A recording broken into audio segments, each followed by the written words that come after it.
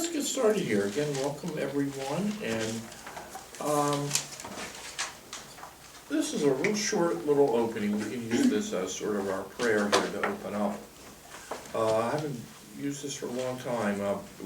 Prayers of Walter Brueggemann, who was a seminary prophet, Columbia Seminary in, I think it was South Carolina, I believe.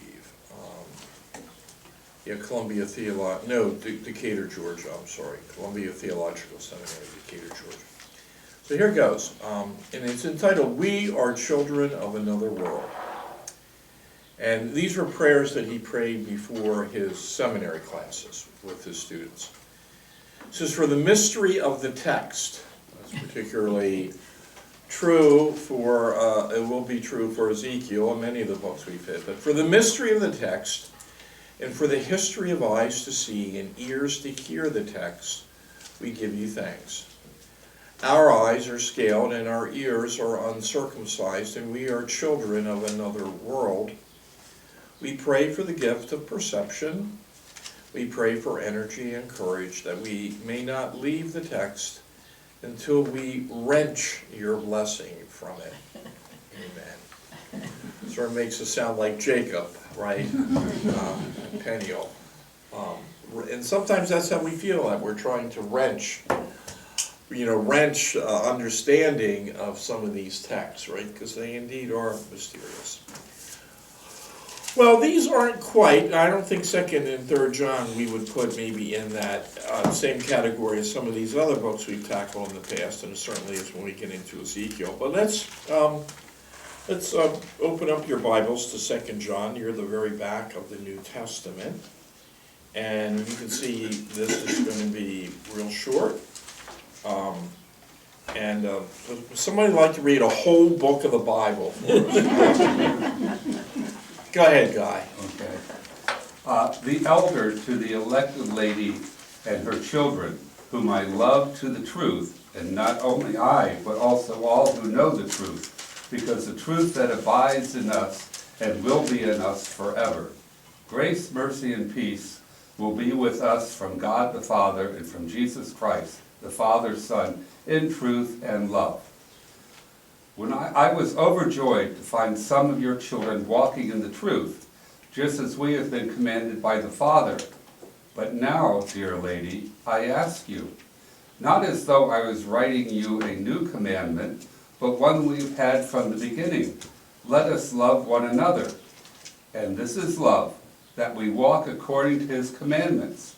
This is the commandment, just as you have heard it from the beginning. You must walk in it.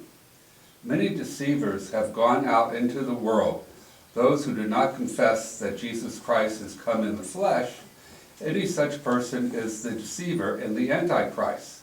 Be on your guard, so that you do not lose what we have worked for, but may receive a full reward. Everyone who does not abide in the teaching of Christ, but goes beyond it, does not have God. Whoever abides in the teaching has both the Father and the Son.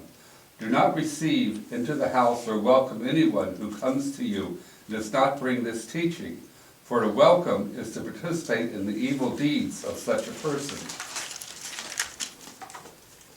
And then our final reading. Okay.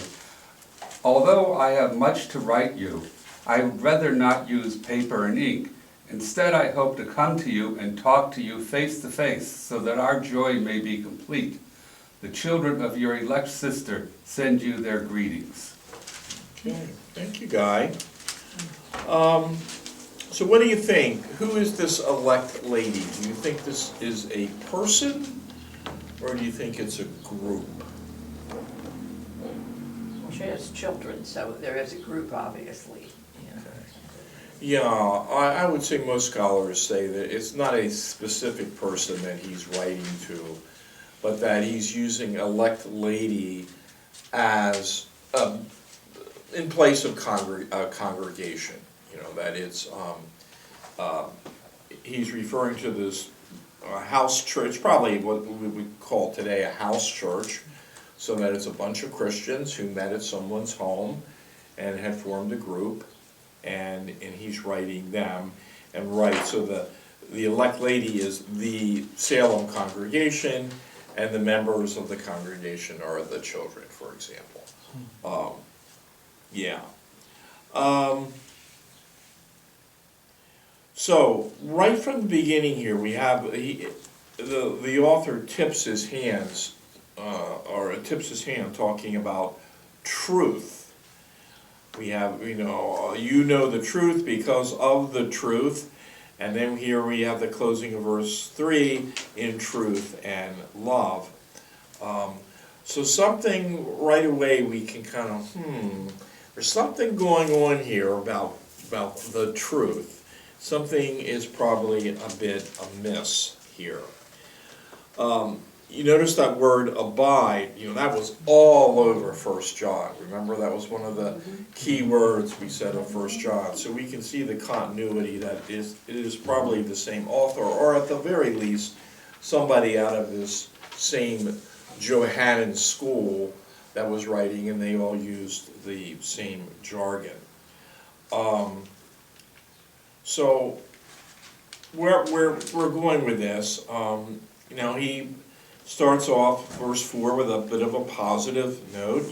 I'm overjoyed to find some of your children walking in the truth, all right? But now, dear lady, okay, now we're getting down to the nitty-gritty here. I ask you, not as though I were writing you a new commandment, but one that we found from the beginning, let us love one another. Okay, well, I think everybody can lean into that. That's nice and opaque and vague, right? All we need is love. The Beatles sang about that. Can lean into that. And this is love. Okay, now he's getting into specifics here. That we walk, and interesting that he uses that term. We'll get back to that in a second.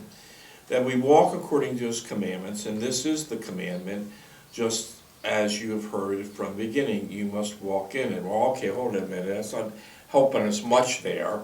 All right, so we have to love one another. That's a commandment.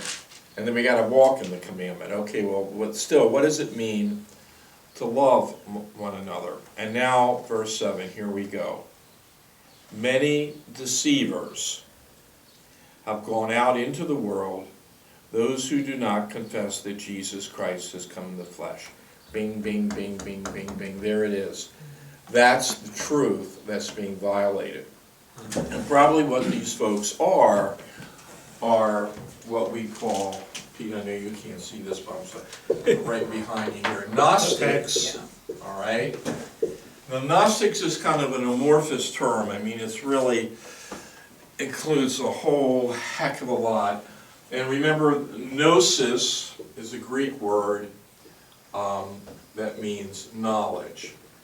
And the Gnostics believed in this secret knowledge that we Gnostics have the secret knowledge about Jesus. And one of the things, the main thing they believe, that the flesh is evil, ergo Jesus Christ was not really human.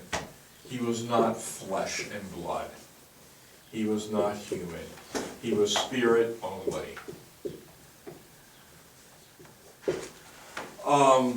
Well, that's just right. I mean, from standard, and even today, Christianity, we believe that Jesus was true God and true human, right? True God and true human. And so they're saying, no. The Gnostics are saying not true God. And Gnosticism was incredibly popular. It was really popular.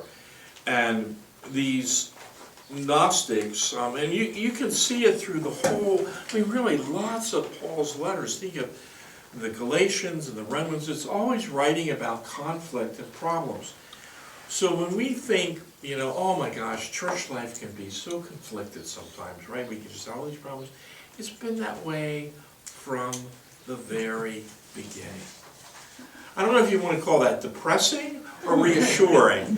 I mean, which is it? You know what I mean? It's human. Maybe both. Huh? What? It's human. It's human, right. I mean, when we get together, things get messed up. And in that time, there would be a lot of Paul referred to them as the super apostles, right? They would come, and a lot of them would have all these charismatic gifts and speaking in tongues and all this kind of stuff, and they would kind of swoop into a congregation, and they would expect, Pete and Jane to keep 5 or 6 of them, and Fred and Linda would have a bunch at their house, and they would stay at everybody's house, eating you out of house and home, right? Who knows, sliding them money for their, travels for the next place. That was very, very common in that time. You can see it in that, I think we looked at that, didn't we? The Didache, the teaching the apostles one time, we looked at that, and that was incredible. I mean, these people were constantly coming. I don't think here I've ever encountered that, but I remember at St. Mark's one time, this couple showed up, and they had sort of an introductory letter from another Lutheran church in, said St. Mark's in Hampstead, another Lutheran church in Carroll County. And they said, oh, they're harmless, they're really nice, and they're on this mission from God or something. So the pastor let them stay in the parish house, and I don't know what they were really kind of innocuous or what they were up to, but they had prayer sessions or stuff, inviting people to come pray with them. I don't know if anyone did. But then, they stayed about a week, and then they just shoved off and went somewhere else, and they probably just went from church to church and doing their thing. Now, they were pretty innocents, but, some of these people were looking for money, were looking then to shove this idea that Jesus, Christ was not human, that he came in the Spirit only. And we've talked about some of the ramifications of if you go down that rabbit hole, what that leads to. But there were just tons of heresies. There were the Arians, who believed that Jesus was the top human, was the supreme human, but only that, that Jesus was not divine. We see that really in the Mormons. The Mormons do not believe in the divinity of Jesus. The Jehovah's Witnesses do not believe in the divinity of Jesus. That little group down the street that are now defunct and the church has been sold with the Christadelphians, they were not Trinitarian. They did not believe in the whole concept of the Trinity and that Jesus was divine. So it's not, there's still a lot of that around. It lives. You had, what are some of the other, the modalism was another popular thing that said, okay, well, no, there's not really 3 persons of the Trinity, there's 3 modes of the Trinity, that it's one God that appears in these 3 different modes of Father, Son, and Holy Spirit. And so again, it's not then, well, then it's really not 3 persons, and that was termed a heresy. Mary Miller told me the story just yesterday. How we got to talking about this, but anyway, she said there was this kid years ago in the St. David's choir that one Sunday he says, Miss Mary, what's this? Who is this Jesus Christ guy?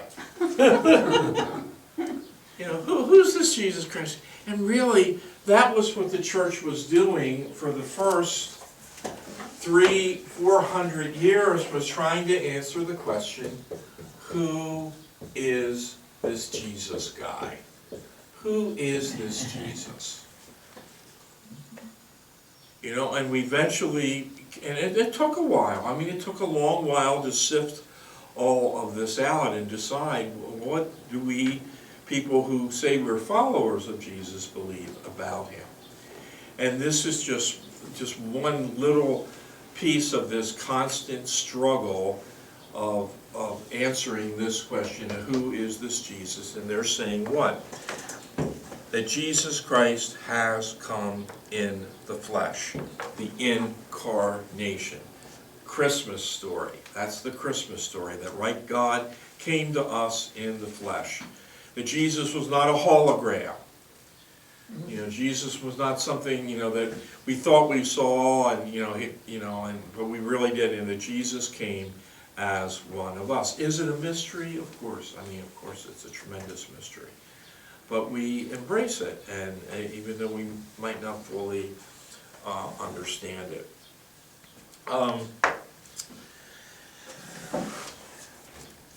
Let's go back to John 15 for a minute, the Gospel of John. And I want to touch base here with these verses.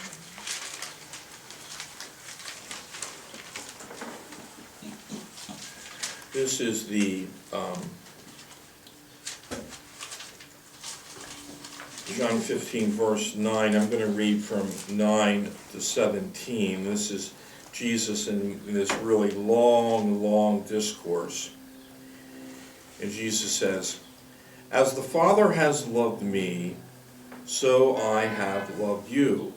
Abide in my love. If you keep my commandments, you will abide in my love, just as I have kept my Father's commandments and abide in his love." You can see this language is, almost right, just definitely inspired with this. "I have said these things to you so that my joy may be in you and that your joy may be complete. This is my commandment, that you love one another as I have loved you.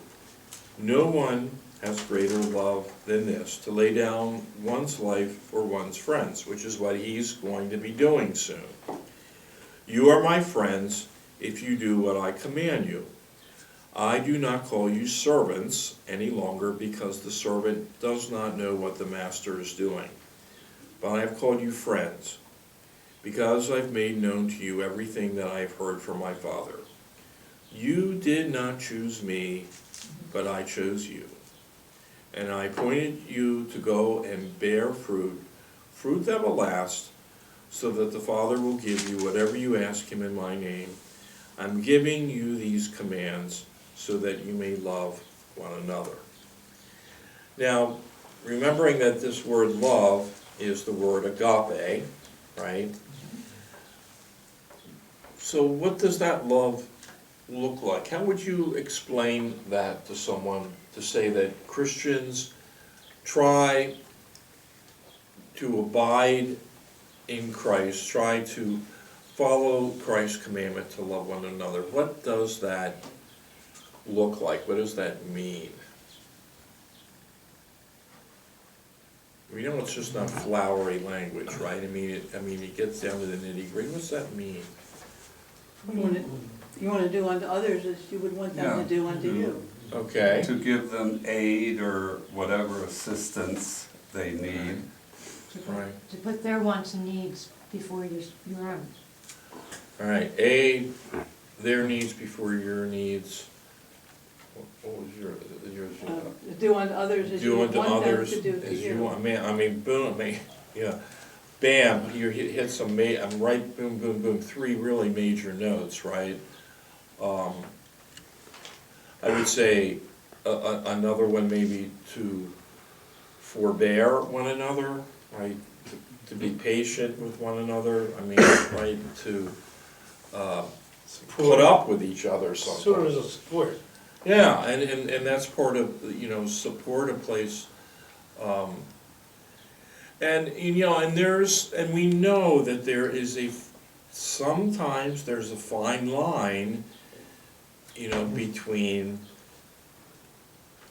loving to the point where you're enabling, right? Right? And what's called tough love, and sometimes maybe the most loving thing is to say, no, I'm not going to do that this time. That's your problem, you go figure it out. Right? We've been there sometimes, those kinds of, that being loving doesn't mean we're a doormat, that people can wipe their feet all over us. But there's a fine line there, right? When do you just kind of I'm just going to ignore that and pretend I didn't hear it, and versus where you say, hold it a minute, that's not right. And there's where I think the spirit of, Jesus' spirit comes in. It's hard to Died. love some people though. Oh, sure. Who can love Hitler, Well, and, Well, they say you should forgive the sins against you, but that doesn't mean you have to forget. You know, to no, say right. you Forgiveness is not forgetting, right? And, loving is not liking. You can love someone and and dislike them, right? You can, be kind to them, even though you don't like them. You might not like what they stand for, or whatever that might be. Joe? I think, on a personal note, what my faith is. We have tremendous with this problem now. How do you love some people who've done some of the things that they have done? Right. What does that mean? Right, I met this fellow, and I won't go in anyway, and so I said to him, oh, what's your, faith tradition? What do I could kind of sense he was a Christian. He says, oh, I was raised as a Roman Catholic. And he said, I was one of those abused altar boys, and he says, I've just never forgiven the church, and I'm not having anything to do with the church. What do what do you do with that? What do you do with that? Every one of us, as horrible as it, to imagine ourselves in that situation, you can think, well, yeah, if you were hurt in that way, and he said it messed my whole life up, So, For those that's on the other side, we still have to love that person. Yeah. That's the tough one. Yeah. Knowing what happened to him, Right. look at anything more terrible that happened. Right. And so, somebody says, I gave up the church, I don't want everything, I still love you. Yeah. So it's right. So it's complicated. Sure, it's certainly very, very complicated. So on one hand, it seems so easy that Jesus, the commandment to love one another, because if you love one another, then you're loving God, but to love one another as you love yourself, and that's part of the equation too, because we know some people can't love themselves. They have a hard time perhaps forgiving themselves for something that they did or didn't do, and But one of the questions sometimes I wonder is a community like ours and like most of these congregations, are they effective places to, to find that kind of peace and healing and love? Certain things, like seeing these beautiful quilts that are in here, I think of the beautiful quilts we make. They're maybe not quite this stunning, but we also are at a disadvantage because we can't put lots of meaning into our quilts, right? We can't put crosses or Luther symbols or all that kind of stuff in there. Not that they carry, I think, the meaning of love, that they're made in love and compassion, and I think they represent that, and I'm sure are an incredibly welcome gift by the people that receive them. But something like that, not that it's not a lot of hard work to get all that done, but boy, that's a lot easier than trying to say, oh, how do we invite a young man into this community who's been hurt? How do we deal with people who've dealt with all kinds of difficult issues in their life, and come here and be able to find support and love and peace? Is it only through worship? Is the worship not doing? Where does that happen? You know what I mean? I just throw that out there sometimes. Probably going to happen in more than one place. Yeah. It could be like at CEA or something, which is Right. largely Right. supported by churches. Right. Well, that's part of the aid that Guy's talking about. I was recently asked to serve on the board of Lighthouse. Any of you familiar with Lighthouse? Yeah. It's a counseling center here at 60 Mellor. It's been around for 50 years. And it is the last youth services bureau in Baltimore County. The few others that were around didn't survive COVID. And when you might say, like I did, well, what's a youth services bureau? Well, it's supposedly a group that keeps children from becoming juvenile delinquents, from entering this, system of, crime and trouble and getting arrested and all that kind of stuff. So Lighthouse specializes in youth counseling and particularly family counseling. They will do individual counseling, but that's not really their sweet spot. They're more dealing with children with behavioral issues, for their older children, maybe even drugs, things like that. You might remember back in 2007, we had this grant program that Salem did, and they received the biggest grant for $25,000 to test a social skills, what shall I say, group for children with autism. And they did it here. They did it here in Salem, and because they didn't have a big enough space, so they asked, so once we gave them the grant and said, "Well, can we come here?" So what are we going to say? No. So I just remember they always did it real late in the afternoon. So most afternoons, I'm not usually not around here at like 4:30, but some of the times that I was, these kids were, climbing the walls, so whoa, how would you like to try to, but that was just part of their challenges for most of them.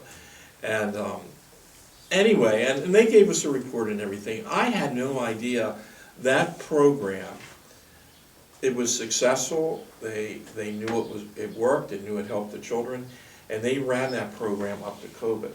And of course, they couldn't, COVID, the whole purpose is to get together in person, Right. so they couldn't do it, and then they had to stop it. But that went on from 2007 all the way to 2020. So, and we should really feel, I take a little pride, in that, and maybe slightly immodest, but that we made, if it hadn't been for our generosity, that would never have happened. So they're just starting, they're just getting the wheels now. They feel like, okay, the pandemic's over and we can do this thing. But anyway, it's been interesting. I've only been to 2 board meetings, but it's an interesting group, and they run on a shoestring, they really do. But it's, and where would you go? There's not a lot of groups like this for that kind of counseling, and especially for poor children. One of the things they will do pro bono counseling. They're counseling a young woman who, actually a young girl. She came into the States from El Salvador, and when she was in El Salvador, she witnessed a murder when she was 6 years old. And of course, that is really, had a detrimental effect on her. And fortunately, one of the counselors we have was born here in the States, but her parents were from El Salvador. So she's kind of bonded with this child. They kind of, despite, they speak the same language, but even from the same country and probably the whole deal. So, I thought, wow, what a gift and what a blessing that is. Okay, so when I'm talking about love, remembering Jesus' commandment, I'm talking about truth, that Jesus was human. Jesus is both God and human. It doesn't quite say it that way, but that's what they're talking about. Let's go back to that walk. Back to verse 6 for a minute. And this is love, that we walk according to his commandments.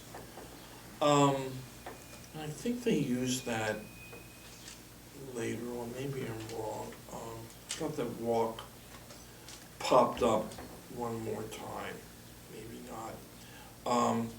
But I thought that was an interesting word that the author chose, that we would walk according to the commandments. I mean, that's oh yeah, there it is later. Walk according to his commandments, it's in the same verse. This is the command you just heard from the beginning. You must walk in it, so it repeats it. That's an active word, isn't it? As opposed, what if they said, well, you must repose or meditate? My But Bible it's says active. follow. It's Follow. Use Your translation is Yeah, follow. doesn't use walk. And there's an Follow. active. There's an Yeah. active to Well, that. this sounds a lot like the old management thing, walk the talk, that a manager will say, say something, you have to be efficient, or you have, whatever it is. But if the manager doesn't do what he's telling his followers to do, he's not walking the talk. There you go. Right. So it's not just, yeah, that we talk a good talk according to his commandments. You must talk in it. No, you must walk in it. That's a good point. Yeah. Doesn't it have an additional meaning? I agree with all of it, but it also means you don't get to always set the rule.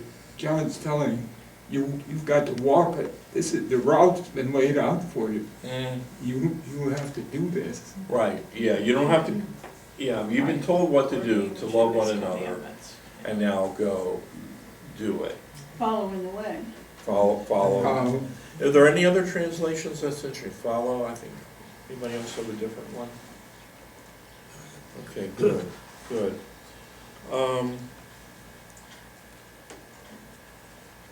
Talk about that. Oh, okay. Now here's this is pretty harsh language for these folks to have heard this in this first, second century. For to welcome is to participate in the evil deeds of such a person. So they're telling you, do not receive into the house or welcome anyone who comes to you. Well, that's a little tough because you might not know what they're up to until once they get Right. there. Well, and also it seems to contradict the Good Samaritan, where the Samaritan who hated Jews and the Jews hated them went out of his way to aid the stricken Jew. I mean, here you're saying, well, if he's doesn't believe exactly what you believe, ignore him. Mm. Yeah. So sometimes maybe their reputations preceded them, some of these travelers, word came to say, oh, these guys are Gnostics that are showing up, Or maybe even that kind of Gnosticism that was called, they were called Marcionites. They followed this rich shipbuilder named Marcion who came up with his own scripture. He carved up the New Testament into pieces that he liked. And he did, Thomas Jefferson did the same thing, And Marcion believed that there's two gods. There's the God of the Old Testament, who's always angry about stuff, who's really mean. And then there's the God of love of the New Testament, right? The hippie with the peace band and the beads, And those are the two gods. And the God of the New Testament, of course, is superior to the God of the Old Testament. Well, of course, that's hogwash, and that it is the same God, and we can go in and see lots of love in the Old Testament. So those were the Marcionites. They were there. So there's all kinds of different branches of Gnosticism that they were all over the place. But yeah, it sounds pretty harsh. No hospitality, but that's how strongly this author felt about these folks that were coming in and messing with these elected ladies, with these communities of Jesus followers. Okay. Anything about this that struck you? Anything else that,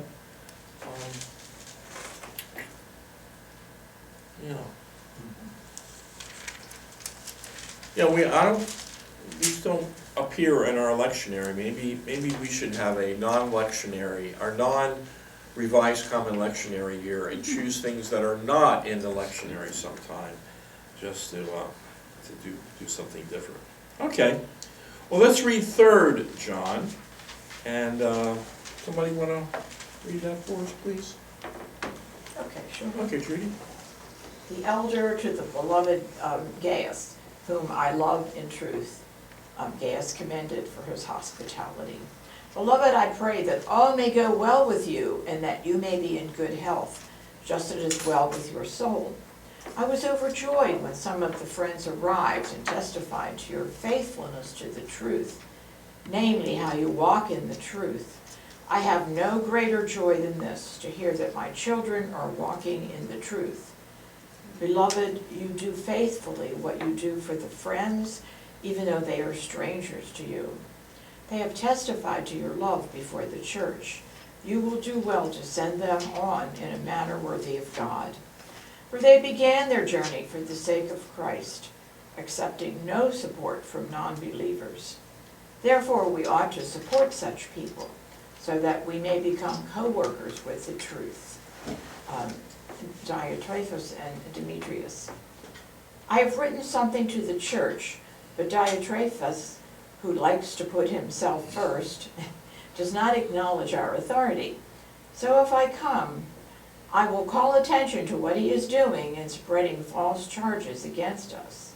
And not content with those charges, he refuses to welcome the friends, and even prevents those who want to do so, and expels them from the church. Beloved, do not imitate what is evil, but imitate what is good. Whoever does good is from God. Whoever does evil has not seen God. Everyone has testified favorably about Demetrius, and so has the truth itself. We also testify for him, and you know that our testimony is true. Final readings. I have much to write to you, but I would rather not write with pen and ink.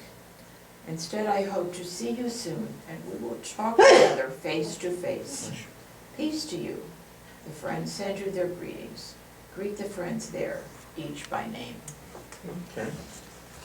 Anything jump out at you about this letter? Any things that you find interesting, or maybe slightly odd or off-putting? Or Well, one sense, he's definitely not Paul, where Paul loves to write, and he doesn't like to write. I think he has a little stamp there at the end. He just puts on there. I'm not. I don't want to write with pen and ink. I want to see your face. He just stamps that on the end of everything he writes, right? Yeah, right. Paul would have gone on for another 5 paragraphs. Gaius is a very common Roman name, so interestingly, this is written to them, someone who's very likely not a Jew, but was a Gentile that converted to Christianity. Now, sort of the flip thing, right? We just heard, like, don't be hospitable to these people in 2 John. Right now, it's like you're being commended for your hospitality. Hey, good job. And now we have the flip side too, where these Gnostics are probably running around from community to congregation and, showing up, preaching or teaching or whatever they, what their gifts were. Now we've got someone that the author likes, right? Because they're commended for showing hospitality. Because it says here in verse 6, you will do well to send them on in a matter worthy of God, for they began their journey for the sake of Christ, accepting no support from non-believers. So these were probably, for want of a better term, maybe missionaries, that were being, floating around. Well, in 2 John, he said, don't welcome the people that don't agree with you, but I think it was implied to help the people who do agree with you. And now we certainly see that. Therefore we ought to support such people that you're talking about, Guy, so that they may become co-workers with the truth. I think there is in some parts of the country and in some parts of the Christian traditions, and I would say a little more maybe with some of the non-denominational things, there's more of these independent ministries that I, once in a blue moon, I'll get something from someone that, you know, oh, we'll come to your church and we'll put on a program and we'll, you know, have a puppet ministry and this one and up and up and up and up. Of course, you know, they want to be paid, as they should be, right? But you have to be careful about that kind of thing because you don't know what theology that they're bringing along, and especially in this day and age with children and such, you know, we want to be very cautious about who we let in here, especially if it's anything with our youth or children. But I know in some traditions that is more popular, that during the weekend they'll have a special Saturday service where, you know, the Wayland Family Ministries will come and perform. Who's this Diotrephes? I've never heard of that. Yeah, I don't think we know much else. But we know a lot of people who like to put themselves first, so he's, you know. Yeah, it just says, And he's apparently saying bad things about John, and, you know, that. it has been suggested that Diotrephes was a leader of the movement confronted by 1st and 2nd John. You know, this whole thing that runs through all these letters. Or a church leader seeking either to establish his own authority or to keep his church free from controversies. Yeah, so I mean, it's kind of lost in the midst of history who exactly he was.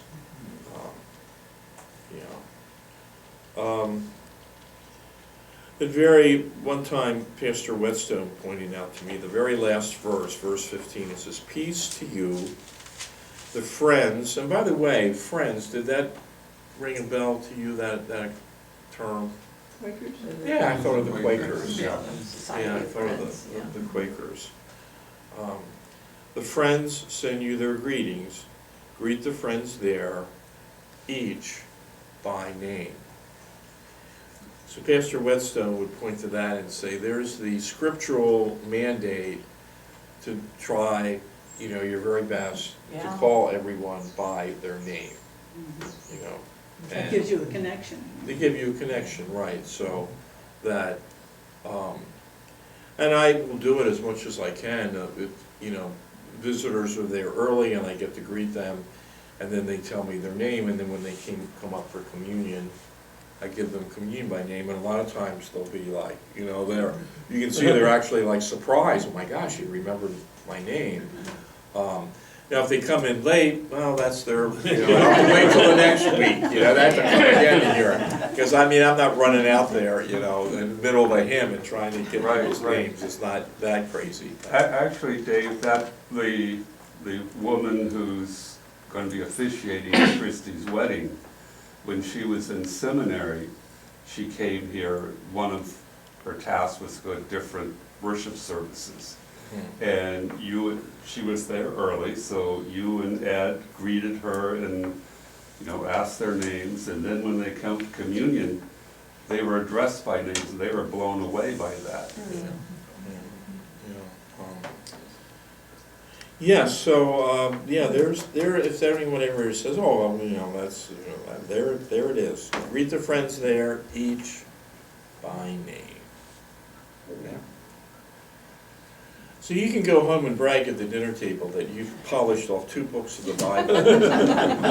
And you have a little time. Do you want to start, Ezekiel, or do you want to just wait till next time? What do you want to do? We can make this a shorty, or we can start. What's your pleasure? Probably from the recordings, it'd be better to start fresh and not. Think so, Joe? Yeah, okay. Well, get out of school early today. You know, I'll go to the gas station like this, and all the kids do from the Catholic school, and buy Cokes and candy bars. You should see the mob scene that comes over there. I would not want to be the cashier. Well, you Well, can add thank the you. 15 minutes to the next. Yeah, I had An hour 15 and minutes to 15 the next thing. Okay, but we'll take Ezekiel. So yeah, we won't go real far, I don't think. So maybe just read the first couple chapters. If you just read that, that's good. Because we'll talk a little bit, we'll do an overview and look at, you know, the personage, the structure of the book. And one of the things, though, to remember is everyone over 30. Is that correct? And all the listeners too, all you guys, Even Joey. you have to be over 30 years old. It's a Jewish mandate. It's a Jewish, and I'm serious. It is a Jewish mandate that you do not read the book of Ezekiel until you're 30 years old. Why? Because it's tough. As my very good Jewish friend Lewis said to me one time, he's the Timothy O'Leary of the Bible. So we'll have some very strange visions that we're going to deal with. But yeah, I'll bring you that quote out of the Jewish Public. I mean, I've heard that from my friend Lewis. It's even in, I'll just read it here to you from here. This is the Bible translation I used in seminary. I like it because it's filled with notes, but it says, oh, where does that say that here?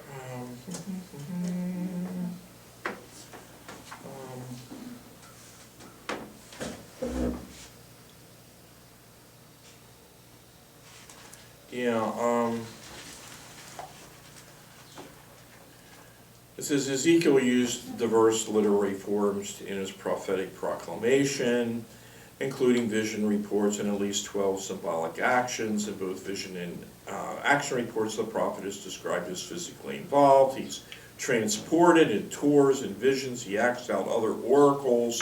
Other important forms include allegorical features, quotations, more were priestly legal argumentation. And it holds that, according to Jewish authorities, that you had to be 30 years old to read Ezekiel. I'll read it to you from the Jewish Publication Society, their thing too. Okay. Well, thank you guys. Blessings on the rest of this day. Enjoy it. It's getting a little humid out there, I think. Yeah.